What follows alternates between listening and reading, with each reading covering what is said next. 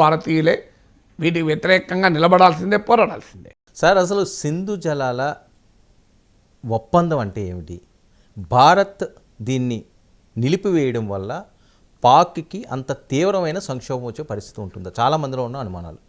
అంటే ఈ పహల్గామ్ అటాక్ తర్వాత భారత ప్రభుత్వం తీసుకున్న కీలకమైన నిర్ణయాల్లో ఒక రకంగా ముఖ్యమైన నిర్ణయం సింధు నదీ జలాల ఒప్పందాన్ని సస్పెండ్ చేయడం, రద్దు చేయలేదు. ఎందుకంటే ఈ ఒప్పందము నిలిపివేశారు ప్రకారము ఏ దేశం కూడా ఏకపక్షంగా రద్దు చేయరాదు, యూనిలేటరల్గా రద్దు చేయలేదు.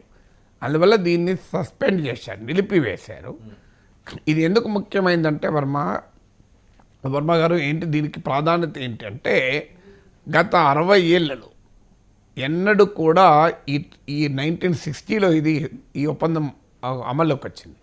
కొద్ది ఒప్పందం పైన సంతకాలు జరిగాయి. ఈ 65 ఏళ్లలో మనం యుద్ధాలు చూసాం. బంగ్లాదేశ్ విమోచన పోరాటం నేపథ్యంలో 1971 వార్ చూసాం, కార్గిల్ యుద్ధం లాంటివి చూసాం, యూరి, పఠాన్కోట్, పుల్వామా ఇలాంటి ముంబై తీవ్రవాద దాడులు చూసాం. ఇండియా జరిపిన సర్జికల్ స్ట్రైక్స్, బాలాకోట్ స్ట్రైక్ చూసాం. ఇన్ని పరిణామాలను తట్టుకున్న ఒప్పందం ఇది. ప్రపంచంలో చాలా రేర్. అంటే ఇంత దయాది దేశాలుగా ఉంటూ నిరంతర శత్రుత్వంలో ఉండే దేశాల మధ్య water was never an a weapon. భారతదేశం ఏనాడు కూడా నీటిని ఆయుధంగా మార్చుకోలేదు. ఇవాళ తప్పనిసరిగా ఆ పని చేయాల్సి వచ్చింది. దీని సిగ్నిఫికెన్స్. ఇక ఈ ఒప్పందం ఏంటి అంటే 1948లో ఇండస్ రివర్ సిస్టమ్ నుంచి తాత్కాలికంగా వాటర్ ఫ్లోను ఇండియా ఆపింది. దీనిపైన పాకిస్తాన్ యునైటెడ్ నేషన్కి వెళ్ళింది. యునైటెడ్ నేషన్కి వెళ్ళినప్పుడు యునైటెడ్ నేషన్ చెప్పింది ఏంటంటే ఏదైనా న్యూట్రల్ ఏజెన్సీ ద్వారా ఈ రెండు దేశాల మధ్య సంప్రదింపులు జరిగి ఒక ఒప్పందం కుదరాలి అని సజెస్ట్ చేశారు. అందులో భాగంగానే మీకు ఈ ఒప్పందము 1948 తర్వాత చర్చలు మొదలయ్యాయి. 9 ఏళ్ల పాటు చర్చ జరిగాయి. 9 years టాక్స్ తర్వాత 1960లో ఈ చారిత్రాత్మకమైన ఒప్పందం కుదిరింది. ఈ ఒప్పందం ప్రకారము ఇండస్ రివర్ సిస్టమ్ అంటారు. ఈ సింధు నదీ వ్యవస్థలో 6 నదులు ఉన్నాయి. ఈస్టర్న్ రివర్స్, వెస్టర్న్ రివర్స్ అంటారు. వెస్టర్న్ రివర్స్ ఏమో సింధు, జీలం, చినాబ్. మీకు ఈస్టర్న్ రివర్స్ ఏమో రవి, బియాస్, సట్లేజ్. మీకు సట్లేజ్ నది పైన బాక్రానంగల్ డ్యామ్ కట్టాం. మీరు కులు మనాలి పోతుంటే కులులో ఉంటుంది బియాస్ రివర్, చాలా ఉధృతంగా ప్రవహిస్తుంటుంది. మామూలు ఉధృతంగా భయమేస్తుంది ఆ రివర్ చూస్తే. సో ఈ నదులు ఈస్టర్న్ రివర్స్ అయిన రవి, బియాస్, సట్లేజ్ పైన భారతదేశానికి పూర్తి అధికారం ఉంటుంది. ఇక మిగతా 3 రివర్స్ ఉన్నాయి కదా, western reverse, Jhelum, Chenab and Indus. ఈ 3 నదులపైన పాకిస్తాన్కు ప్రధానంగా అధికారం ఉంటుంది. ఎందుకంటే ఇందులో చాలా నదులు ఇండియాలో స్టార్ట్ అవుతాయి. అందువల్ల ఇండియా పాకిస్తాన్ల ద్వారా ప్రవహిస్తాయి. ఈవెన్ ఆఫ్ఘనిస్తాన్, చైనా కూడా లింక్ అయిన నదులు కూడా ఉన్నాయి, ఈ 2 దేశాలకే కాకుండా. సో ఈ నదీ జలాలను పంచుకోవడంలో ఇప్పుడు జీలం, చినాబ్, ఇండస్ పాకిస్తాన్కు లైఫ్ లైన్. ఈ నదులలో దాదాపు ఈ ఇండస్ రివర్ సిస్టంలో మీకు చంద్రశేఖర్ అని the basmati rice history and geographical indication అని బుక్ రాశాడు ఆయన. ఇక్కడ ఈ బాస్మతి రైస్ ఏంటంటే ఇండియా, పాకిస్తాన్లో మాత్రమే పండుతుంది, ఇంకెక్కడ పండదు ఇది. సో అందువల్ల దీనికి బాస్మతి రైస్ ప్రపంచంలో ఈ అరోమాటిక్ రైస్ అంటారు, మన బిర్యానీ రైస్ సువాసన వదిలుతూ ఉంటుంది. ఈ రైస్ ప్రపంచంలో ఎక్కడ తిన్నా మన దగ్గరికి వెళ్ళిపోవాల్సిందే. సౌత్ ఏషియాకున్న జాగ్రఫికల్ ఇండికేషన్ అది, ప్రత్యేకంగా ఈ ప్రాంతంలో పడుతుంది. అందువల్ల దానిపైన పుస్తకం రాసిన చంద్రశేఖర్ అన్నది ఏంటంటే 168 billion acre feet of water Indus సిస్టంలో ఉంటే 133 మిలియన్ ఏకర్ ఫీట్ పాకిస్తాన్ వాడుకుంటుంది. అంటే nearly 80% of the Indus river సిస్టంలో ఈ ఇండస్, చీనాబ్, జీలా వాటర్ను పాకిస్తాన్ వాడుతుంది.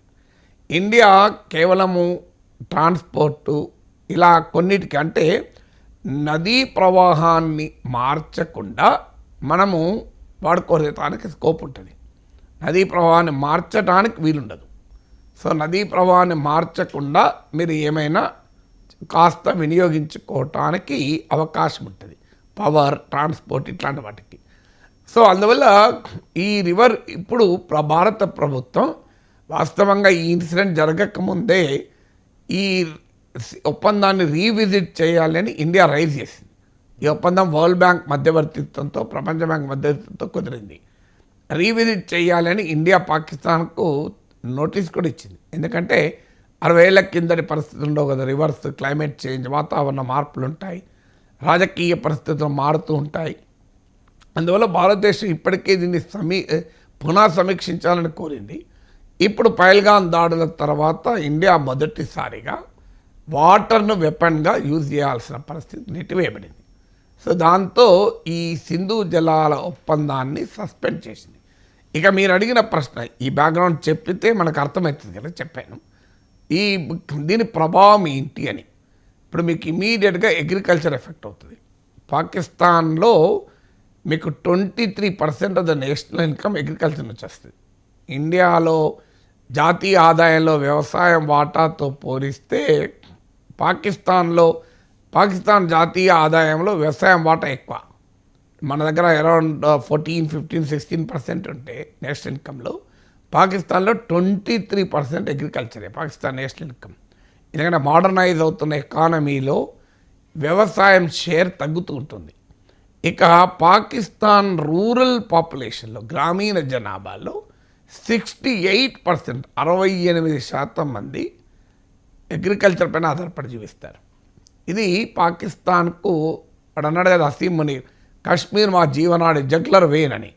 నిజంగా చెప్పాలంటే పాక్ ఎకానమీకి జీవనాడి అగ్రికల్చర్.